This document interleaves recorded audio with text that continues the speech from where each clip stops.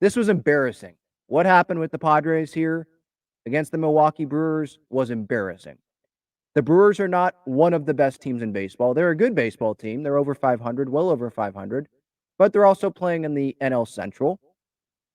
They're not the Braves. They're not the Dodgers. And even if they were, this would still be embarrassing because there was a lot of things that happened in this series that weren't because of what the Brewers did.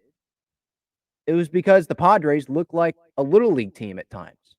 Luis Campusano throwing a ball way past Manny at third base when there's no batter standing in the right-handed batter's box to shield him or anything like that and make it harder on him, just throws it away. Then you have today where Michael Wacha literally turns into Waka Waka Waka, just walking everyone, 4 guys in a row for the first time in his career, just couldn't throw strikes. Then you have Steven Wilson come into the game, and he doesn't do a whole lot better. And then when he does throw strikes, obviously it gets hit. And then Nick Martinez wasn't much better either. And then when the Padres were given a couple runs by the Milwaukee Brewers, wild pitches, Tatis, I think, got on after that. And then 3 consecutive outs. Soto popped out, Manny popped out, and Bogarts grounded out. I mean, that's one of the stories of this Padres season. The big guys not coming through when they need to come through. And as I said on my post-game reaction, Manny slamming his helmet and smashing his bat up against the Gatorade cooler multiple times. That's how Padres fans feel. I think that's how a lot of Padres fans have felt for months now. Just like done with this season and tired of watching this team play. And there's some fans like myself that are going to continue to watch this Padres team because we can't not watch this Padres team. It's just what we do, right? We love this Padres organization.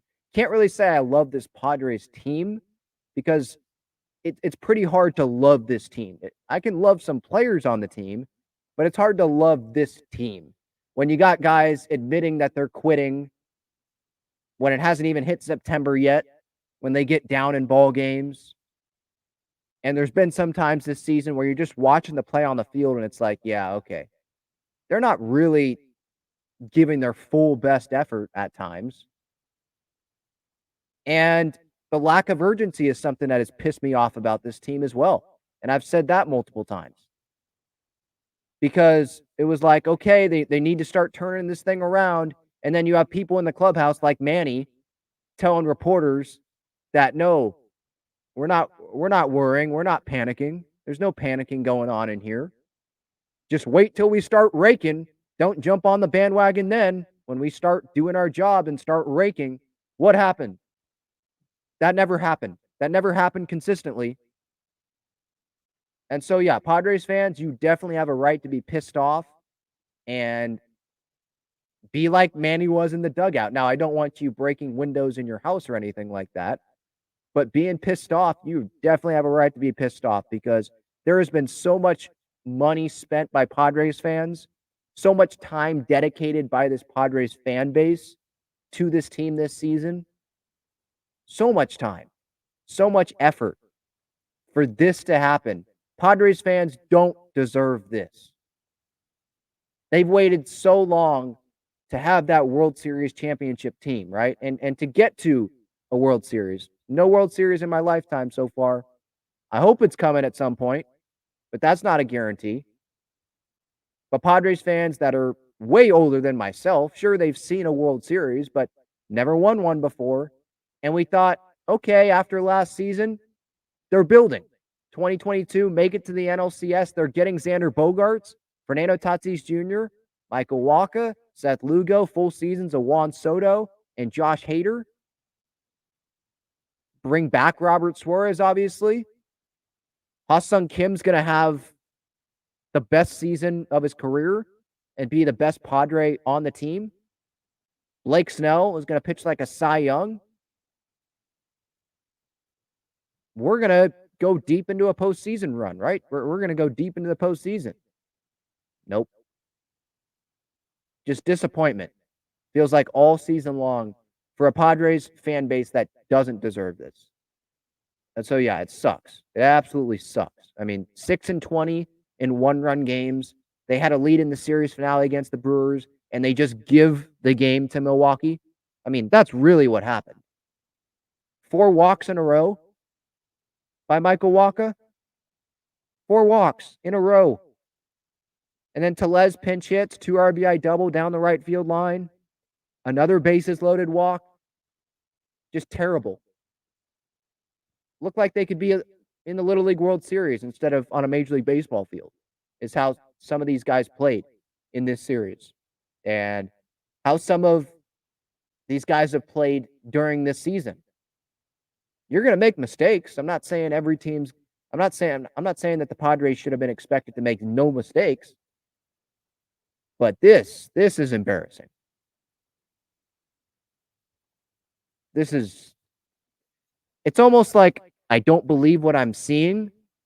But if you've watched the team every single day, no, you believe what you're watching. And it's painful to keep watching it, but it's just what I do. It's just what we do. We just watch the team.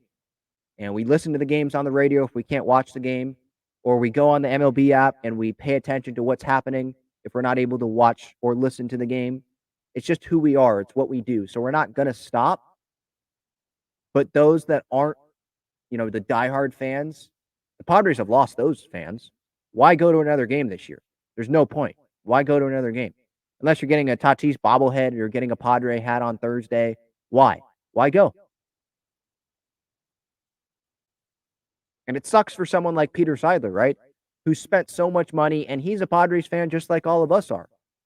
And he was expecting the Padres to build on this 2022 season last year, and was hoping that was going to be even better this season. And this is what happens. And you could say part of it's on Peter Seidler, because he's the one that keeps employing AJ Preller and saying AJ is excellent. So yeah, I'm going to blame Peter Seidler a little bit.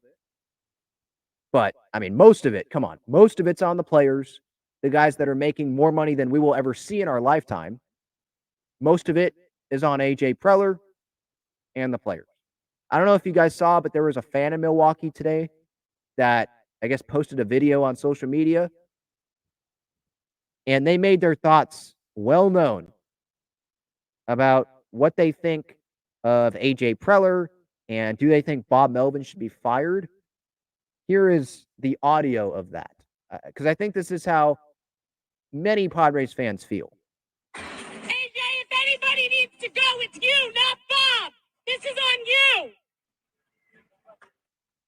Short and simple. This is on you.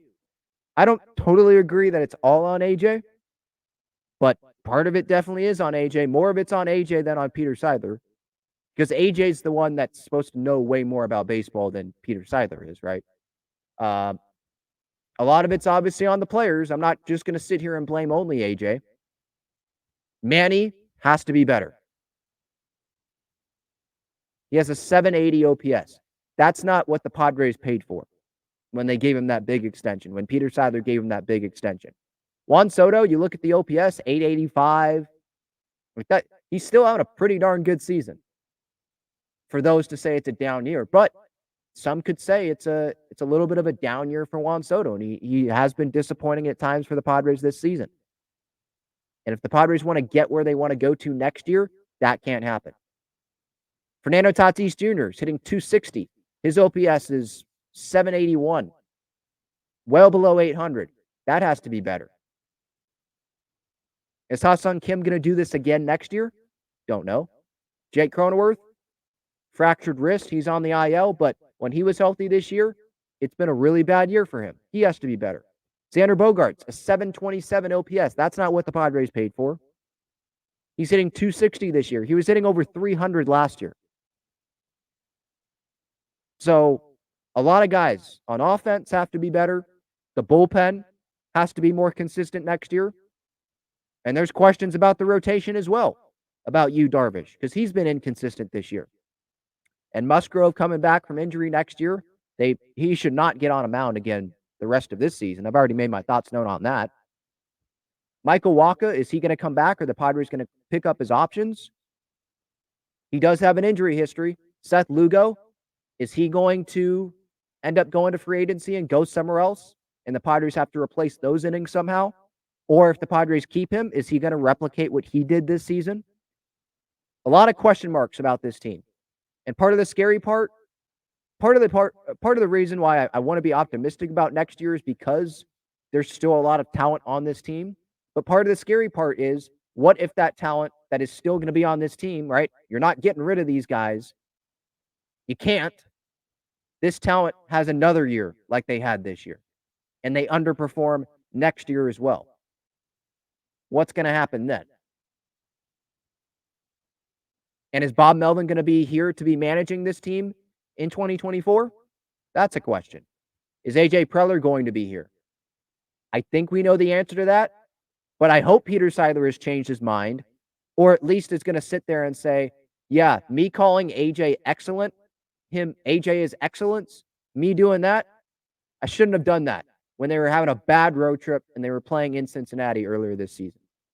Based on the results of AJ Preller being with the Padres since he's been hired, he does not deserve for me to call him excellence. Shouldn't have done that. Maybe Peter will recognize that and acknowledge that. But no doubt, this season, absolute failure. The Padres are tied with the Washington Nationals, the rebuilding Washington Nationals, the team that the Padres traded for Juan Soto from.